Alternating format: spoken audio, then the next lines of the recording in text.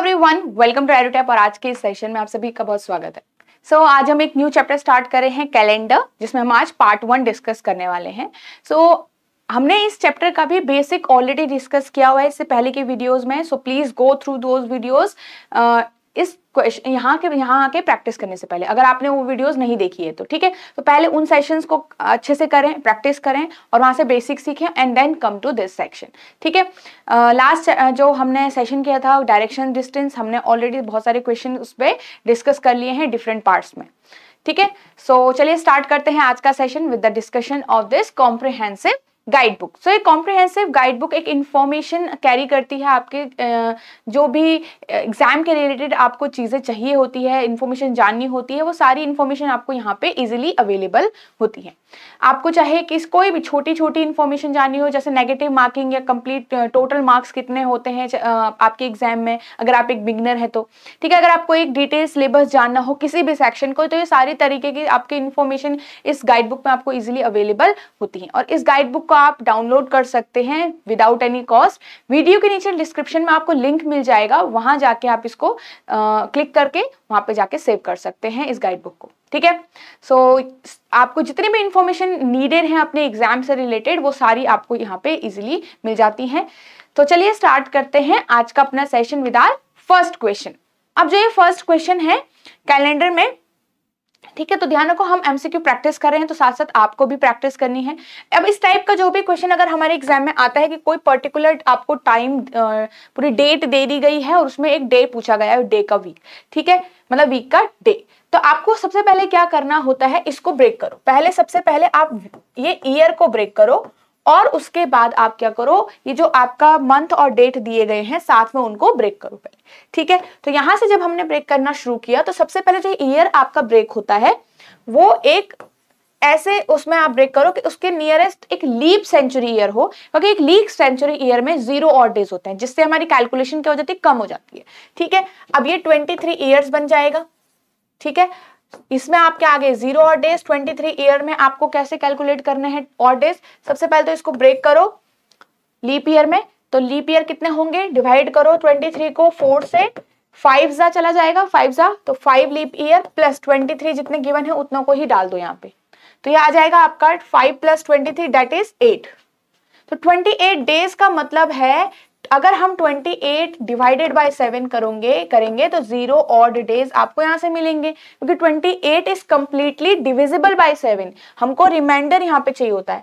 तो अब 15 अगस्त को जब आप तोड़ोगे तो आपको पूरी कैलकुलेशन कहां से करनी है, जनवरी से लेकर आपको करनी है 15 अगस्त तक की, ठीक है, सॉरी अक्टूबर तक की, ओके। अब आपको क्या करना है, एक लीप ईयर है, because this is a leap year, now you have to notice कि फरवरी में आपका 1 ऑड डे होगा ही होगा। तो आपका जनवरी में 3 ऑड डेज, फरवरी 1, मार्च 3, अप्रैल 2, मई 3, जून 2 प्लस जुलाई 3, अगस्त 3, सितंबर 2, और ये गिवन इसके डेट जितने भी होंगे डेज अक्टूबर के 15 आपने वहां पे लिखना है। अब इन सबको ऐड करना है आपको, तो 3 + 3 6 + 1 ये यहीं पे कैंसिल आउट होगा, क्योंकि 7 अगेन डिविजिबल हो जाता है तो ऐड करने का कोई फायदा नहीं है। 2 + 2 4 + 3 7, 3 + 3 6 + 15 21 कैंसिल, और 2 ऑड डेज आपके यहाँ पे बच गए, राइट। चलो, तो यहां से 2 ऑड डेज, यहां से 0 आपका निकला, तो क्या करना होता है, दोनों साइड से जो भी ऑड डेज आते हैं उनको ऐड कर दिया करो, ठीक है। लास्ट में आपका कितना मिला, आखिर में भी आपको 2 ऑड डेज मिला। सो नाउ 2 ऑड डेज आपको कैसे कैलकुलेट करना है, अब हमको वीक का डे निकालना है, तो इसके लिए कुछ कोड होते हैं। जैसे संडे होगा तो उसके लिए 0 आएगा तो संडे होना चाहिए, 1 अगर ऑड डेज निकल के आता है तो वहां पे मंडे होना चाहिए, 2 ऑड डे निकल के आता है तो वहां पे क्या होना चाहिए, ट्यूसडे होता है। So as you can see Tuesday will be the answer. So now move on to the next question. अब फिर से हमारा एक ऐसे ही है, 25 अप्रैल 1885, तो पहले क्या ब्रेक करोगे, इस ईयर को ब्रेक करोगे, तो 1800 + 84 ईयर्स, राइट। अब 1800 को भी ऐसे ब्रेक करो कि उसके आसपास का आपको एक लीप सेंचुरी ईयर मिले, दैट इज 1600 + आपके पास 200 ईयर्स ऐसे करके आया।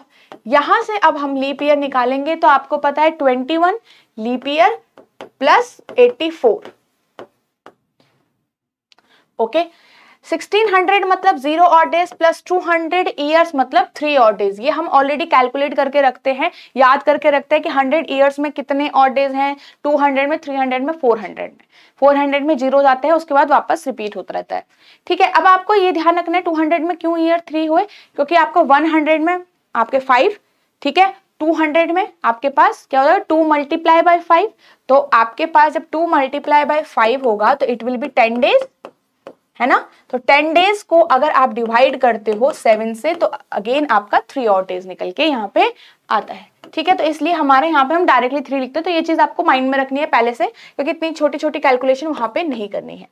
अब ये 21 प्लस 84 जो है यहाँ पे अगर आप इसको ऐड करोगे तो it will become 105, and now you know कि 105 is directly completely divisible by 7, there will be 0 remainder. तो 0 रिमाइंडर मतलब यहाँ से कुछ नहीं निकल के आएगा, जो भी आएगा ये 3 वाला ही होगा। तो 3 और डेज यहाँ पे से मिले इस कैलकुलेशन में से।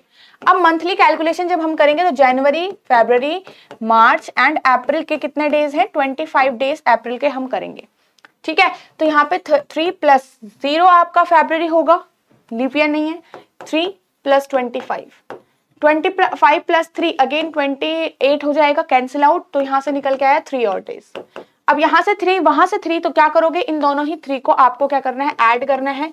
आपके पास क्या निकल के आया 6 और डेज का मीनिंग क्या होगा। अब आपको पता है ट्यूसडे मतलब 2, ठीक है। तो यहाँ पे वेडनेसडे का होना, जब वेडनेसडे होगा तो कितने और डेज होंगे 3, 4 और डेज मतलब थर्सडे, 5 और डेज मतलब फ्राइडे, और 6 और डेज का मतलब है सैटरडे। तो answer should be Saturday, okay. चलो आगे बढ़ते हैं। अब इस टाइप का अगर क्वेश्चन आता है कि which date of June 2030 among the following is Sunday, मतलब आपको अब की बार पूछा गया है कि कौन से डेट पे संडे है। इससे पहले वीक का डे पूछा गया था, अब डेट पूछी गई है। तो कुछ नहीं करना, इस क्वेश्चन को पुरानी ही क्वेश्चन की तरह आप बना दो और बाकी चीजें आपको इजीली आ जाएगी। फिर क्या करना है कि 1 जून के रिस्पेक्ट में आप कैलकुलेट कर लीजिए, ठीक है। तो हम कैलकुलेट करना स्टार्ट कर लेते हैं।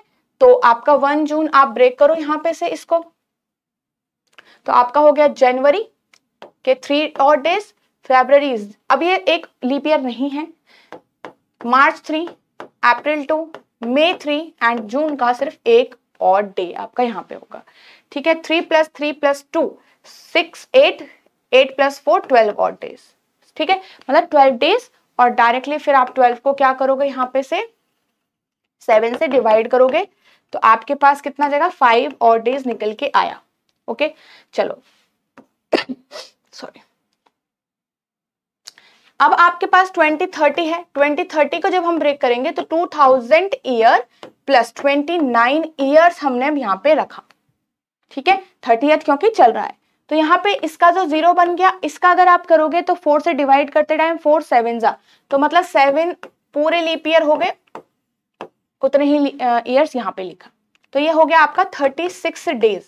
36 डेज का मतलब है आपके पास 1 और डे। अब आपको समझ में आ गया होगा कि 7 से डिवाइड करेंगे तो एक ही और डे बचेगा, ठीक है। यहां से 1, यहां से 5, तो आपके पास क्या हो गया 5 प्लस 1 इट विल बी 6 और डेज टोटल हमारे पास आ गए। 6 और डेज का मतलब क्या होता है ये अब यहां से थोड़ा समझो, इसको आपने कैसे देखना है।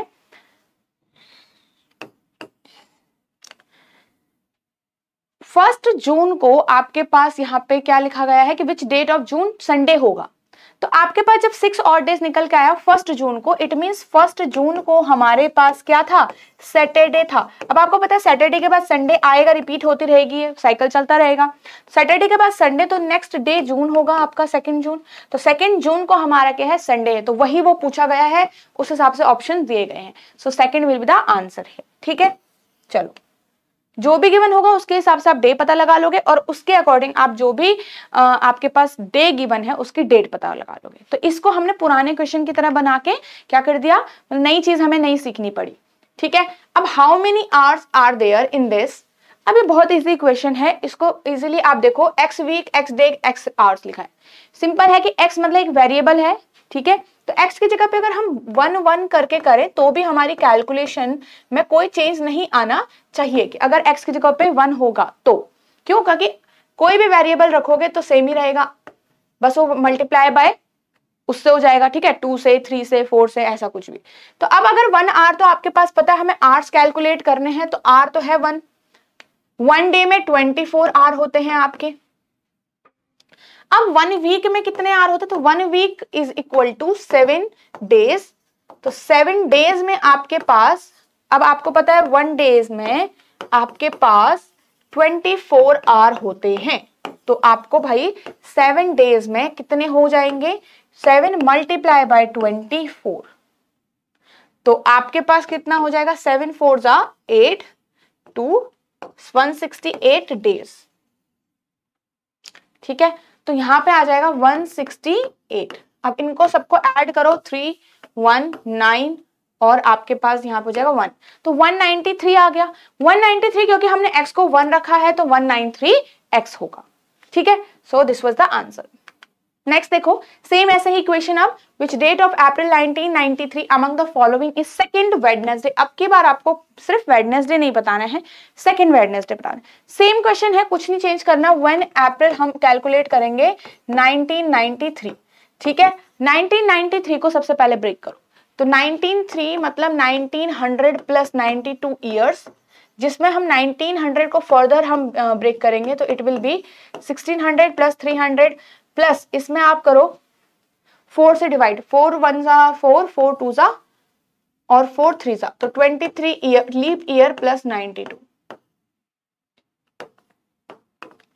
ओके चलो, 1600 मतलब 0, 300 मतलब 1 और डे, ये आपको याद रख के रखना है, ठीक है। 3 मल्टीप्लाई बाय 5 15 और 1 और डे यहां से बचेगा, इसको ऐड करोगे तो आपका आ जाएगा ये 115, तो टोटल यहां से हो गया 116। अगर आप इसको डिवाइड करना चाहो तो 116 को डिवाइड करो 7 से, कितना आएगा यहाँ पे आपका? 7 1 जा 7, ठीक है, 4 7 6 जा 42 और 4 यहाँ पे ऑड डे आपका बच गया, करेक्ट। डिवाइड करना आना चाहिए यहाँ पे सबको। और उसके बाद 1 अप्रैल आपका यहाँ पे हो गया, 1 अप्रैल आपका हुआ तो 1 अप्रैल को ब्रेक करो, जनवरी फरवरी मार्च एंड देन अप्रैल का एक दिन बस। 3 प्लस 0 क्योंकि और डे लीप ईयर नहीं है, प्लस 3 अगेन और प्लस 1, तो कितना बना ये हमारा? 3 प्लस 3 प्लस 1 7, तो दैट इज 0 ऑड डेज। 0 यहां से 4 यहां से, इसका मतलब 4 ही आएगा। तो 4 का मतलब है कि जो हमारे पास 1 अप्रैल को, देखो 1 अप्रैल हमारे पास 0 होगा तो संडे होगा, 1 होगा तो मंडे होगा, 2 होगा तो ट्यूसडे होगा, 3 होगा तो वेडनेसडे होगा, और अगर 4 हुआ तो यहाँ पे थर्सडे होगा। इतना क्लियर है? इट मीन्स जो मेरे पास ये आपके पास 1 अप्रैल है, 1 अप्रैल को आपका क्या है? 1 अप्रैल को आपके पास 4 और डेज निकल के आया। 4 और डेज का मतलब 4 को मतलब थर्सडे था। अब पीछे तो हम जाएंगे नहीं क्योंकि दूसरा मंथ स्टार्ट हो जाएगा। तो 2 अप्रैल को आपको पूछा गया वेडनेसडे का, तो वेडनेसडे तो नेक्स्ट वीक में ही आएगा, राइट। पीछे भले ही वेडनेसडे आता है पर हम पुराने मंथ में चले जाएंगे, हमको आगे जाना है, तो आप नेक्स्ट थर्सडे ढूंढ लो, ठीक है। नेक्स्ट थर्सडे आपका +7 करके इजीली आ जाएगा, दैट इज 8 अप्रैल को भी आपका क्या होगा? थर्सडे होगा। तो इजीली यहां से देख सकते हो आप, +7 करके 8 अप्रैल को थर्सडे आ गया, तो इट मीन्स देयरफॉर 7 अप्रैल को क्या होना चाहिए? वेडनेसडे होना चाहिए। पर ये ध्यान रखो ये फर्स्ट वेडनेसडे है, आपको ढूंढना है सेकंड वेडनेसडे। तो सेकंड वेडनेसडे आपका क्या होगा? 7 + 7 14, तो 7 + 7 14 करके आपका जो सेकंड वेडनेसडे है वो आएगा, ठीक है। तो सेकंड वेडनेसडे कब आएगा? 7 + 7 करके, तो जो भी आपका टाइम डेट निकलेगी वो हमारा आंसर होगा, ठीक है। तो क्योंकि सेकंड के बारे में, अब थर्ड पूछते हैं तो इस 14 में +7 और कर दो तो 21 को हमारा थर्ड वेडनेसडे होता। तो इस टाइप से आप वहां पे निकाल सकते हो अगर दूसरी तरीके से भी क्वेश्चन को पूछा गया है। चलिए, सो आई होप आपको सारे ही क्वेश्चन अच्छे से समझ में आए हैं और साथ के साथ आपने प्रैक्टिस भी किया होगा इस कम से कम के समय में, ठीक है। आपको क्या करना है, अगर आप ये वाला सेशन फर्स्ट टाइम देख रहे हैं, कैलेंडर का कोई भी सेशन आप फर्स्ट टाइम देख रहे हैं, तो आप कैलेंडर के बेसिक सेशन को जरूर देखो। वो हमने ऑलरेडी इसी प्लेलिस्ट में आपको मिल जाएगा, ठीक है। इसी प्लेलिस्ट में आप जाओगे देखोगे तो आपको बेसिक कवर किया हुआ है, उसमें बेसिक देखो और उसके बाद फिर आप यहाँ पे प्रैक्टिस करो क्वेश्चंस की, ठीक है। So this is the course here. तो फीचर्स इस कोर्स के क्या क्या हैं, ठीक है। ये कंप्लीटली 100 आवर्स का जो कोर्स है, इसमें आपके सारे जो सब्जेक्ट्स हैं वो कंबाइंड हैं, मतलब इंग्लिश, आपका मैथ्स और यहाँ पे रीजनिंग के तीनों क्लासेस कंप्लीटली 100 आवर्स की हैं, जिसमें आपकी कॉन्सेप्ट क्लासेस हैं जो आपके रिकॉर्डेड फॉर्म में आपको अवेलेबल होती है ऑलरेडी, ठीक है। टेस्ट सीरीज आपकी अवेलेबल होती है इसमें तीनों टाइप की। अगर आपको क्विज देनी है टॉपिक वाइज वो आप दे सकते हो, सेक्शनल टेस्ट देना है वो देख सकते हो, और अगर आपको फुल लेंथ देना है तो वो भी आप दे सकते हो, ठीक है। फिर वीकली लाइव डाउट सेशंस आपके लिए जाते हैं जो आपके मेंटोर्स आपसे लेते हैं। फिर लाइव रिवीजन क्लासेस होती है जो आपके एग्जाम से पहले आपको और ज्यादा अच्छे से प्रिपरेशन मतलब प्रिपेयर करेगी आपके जो एग्जाम में 100% देने के लिए, ठीक है। इस सो इफ यू थिंक कि आपको कोई जरूरत है किसी कोर्स की, आपको एक मेंटोर्स की जरूरत रहती है, ठीक है, थ्रू योर प्रिपरेशन, तो you can join the course here, ठीक है। आपको अगर फर्दर इन्फॉर्मेशन चाहिए होगी तो you can call us on this number, ठीक है, बिटवीन 9 to 6 आप कभी भी कॉल करके यहाँ पे आपको प्रॉपर डिटेल्स पता चल जाएगी। अब आप देख सकते हैं फिर कोर्स आपके लिए कितना ठीक है, ठीक है। सो हम मिलेंगे नेक्स्ट सेशन में with our next part of calendar, और आपको क्या करना है, इस वाले पार्ट्स की अच्छे से प्रैक्टिस करनी है, ठीक है। नेक्स्ट पार्ट में हम डिफरेंट दूसरे टाइप ऑफ क्वेश्चन देखेंगे।